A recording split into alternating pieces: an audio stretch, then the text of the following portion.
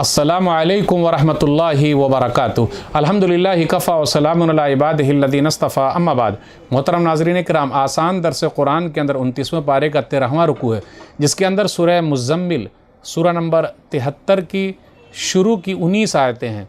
औज़ु बिल्लाहि मिनश शैतानिर रजीम, बिस्मिल्लाहिर रहमानिर रहीम। या अय्युहल मुज़म्मिल, ए कपड़ा ओढ़ने वाले, ए मोहम्मद सल्लल्लाहु अलैहि वसल्लम, क़ुमिल लैल इल्ला क़लीला, रात का थोड़ा हिस्सा छोड़कर बाकी रात में क़याम कीजिए, नमाज में खड़े रहा कीजिए, यानी तहज्जुद पढ़िए।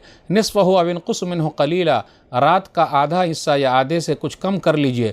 औ ज़िद अलैहि वरत्तिलिल क़ुरआन तरतीला, या उससे कुछ ज़्यादा कीजिए और कुरान तरतील के साथ खूब ठहर कर आराम से पढ़िए। इन्ना सनुल्क़ी अलैका क़ौलन सक़ीला, बेशक हम आप सल्लल्लाहु अलैहि वसल्लम पर जल्द ही एक भारी बात यानी कुरान और शरीयत के अहकाम उतारने वाले हैं। इन्ना नाशियतल लैल हिय अशद्दु वतअन व अक़वम क़ीला, बेशक रात का उठना नफ्स को खूब कुचल देता है, जमा देता है और कुरान समझने के लिए ज़्यादा मुनासिब वक्त है। इन्ना लका फ़िन्नहारि सबहन तवीला, बेशक दिन में आपकी बड़ी मसरूफ़ियत होती है, बहुत काम रहता है। वज़्कुर इस्म रब्बिका व तबत्तल इलैहि तब्तीला, और आप सल्लल्लाहु अलैहि वसल्लम अपने रब का नाम लेते रहिए और सबसे अलग थलग होकर उसी के हो जाइए। रब्बुल मशरिक़ि वल मग़रिबि ला इलाहा इल्ला हुवा फत्तख़िज़हु वकीला, वो अल्लाह मशरिक़ व मग़रिब का रब है, उसके सिवा कोई हकीकी और सच्चा माबूद नहीं है। आप सल्लल्लाहु अलैहि वसल्लम उसी को अपना कारसाज काम बनाने वाला बना लीजिए। वस्बिर अला मा यक़ूलून वहजुरहुम हजरन जमीला, और ए नबी सल्लल्लाहु अलैहि वसल्लम, काफिर इनकार करने वाले जो कुछ आपके बारे में कहते उस पर सब्र कीजिए और अच्छे ढंग से उनसे अलग हो जाइए, उन लोगों को अच्छे तरीके से छोड़ दीजिए।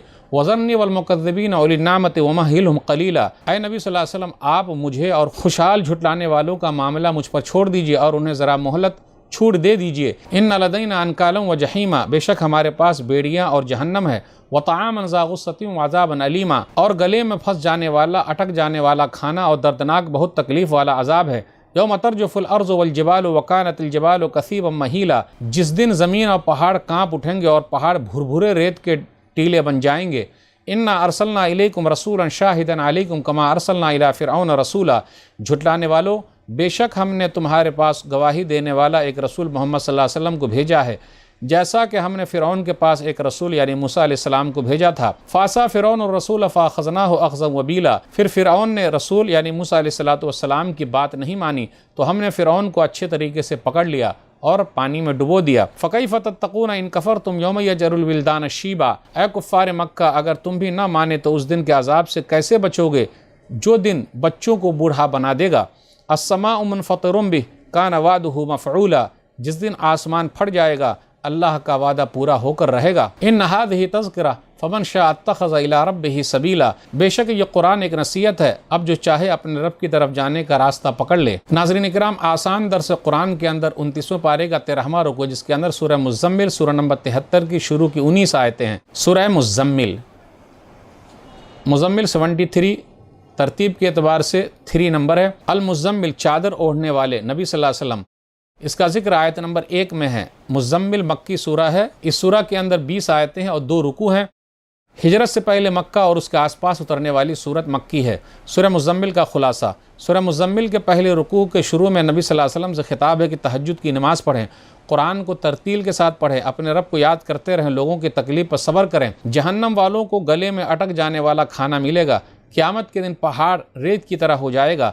दूसरे रुकू में तहज्जुद का जिक्र है। सब लोगों से खिताब है, कुरान की तिलावत करो, नमाज की पाबंदी करो, ज़कात अदा करते रहो, अल्लाह को कर्ज़ दो, जो कुछ भी खर्च करें वहाँ सब का बदला भरपूर मिलने वाला है।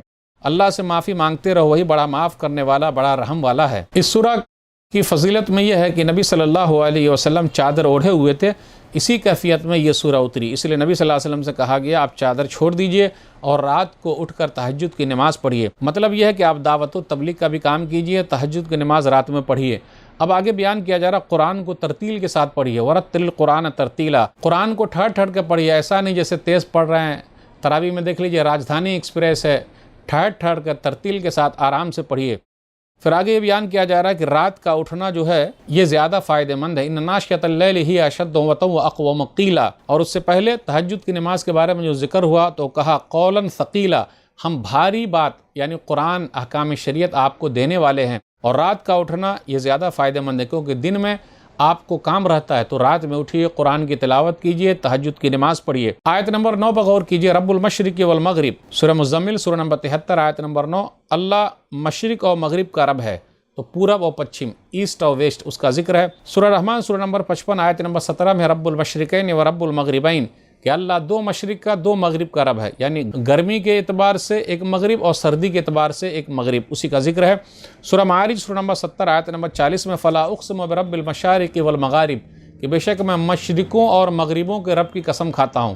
تو سورج نکلنے کے اعتبار سے اور پورے مہینے کے اعتبار سے ہے، ایک مہینے میں الگ الگ طریقے سے سورج نکلتا ہے تو مشرقوں کا رب، اور الگ الگ جگہوں پر جا کے ڈوبتا ہے تو مغربوں کا رب، ایسٹ اور ویسٹ اس کا ذکر ہے۔ آیت نمبر 13 پر غور کیجئے، جہنمی کھانا و طعام ذا غصہ، نگلنے کے اعتبار سے حلق میں اٹک جانے والا ہے، نہ حلق کے نیچے اترے گا نہ باہر نکلے گا۔